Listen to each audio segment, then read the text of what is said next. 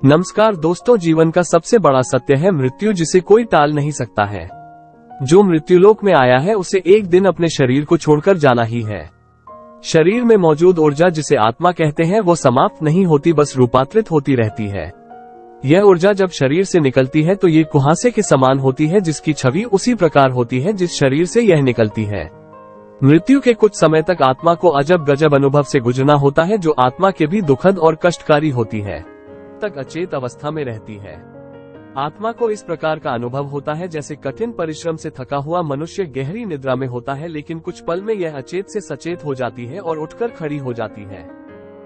Number 2, समान व्यवहार। जब व्यक्ति के शरीर से आत्मा निकलती है उसे कुछ समय तक पता ही नहीं होता है कि वो शरीर से अलग है। वो उसी प्रकार व्यवहार करती है जैसे शरीर में रहते हुए आत्मा अपने सगे संबंधियों को पुकारती है, लेकिन उसकी आवाज कोई सुन नहीं पाता है। इससे आत्मा को बेचैनी और छटपटाहट होने लगती है। आत्मा परेशान होकर सभी लोगों से कुछ कहना चाहती है, पर उसकी आवाज बस उस तक ही गूंजकर रह जाती। नंबर 4, नहीं होता है संचार। वर्षों तक शरीर में रहने से जो सांसारिक माया का आवरण आत्मा पर पड़ा होता है, उससे मोहवश आत्मा दुखी होकर कभी अपने मृत शरीर को तो कभी अपने संबंधियों को देखकर उनसे बात करना चाहती है।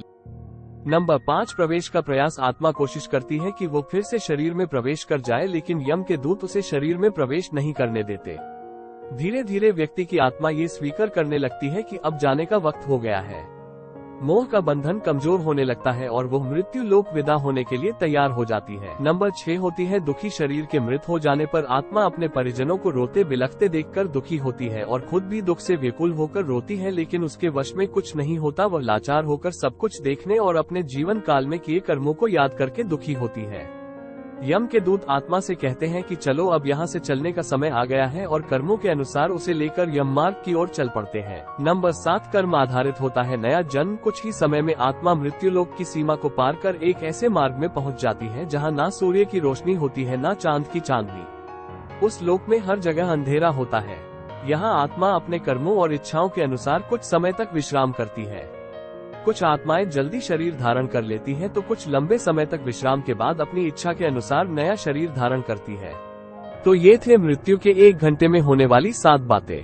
तो मित्रों, आज के वीडियो में बस इतना ही। अब हम मिलते हैं अगले वीडियो में। आपको हमारी जानकारी कैसी लगी कमेंट करके जरूर बताएं और अपने दोस्तों के साथ शेयर जरूर करें। तो मिलते हैं एक नए वीडियो के साथ।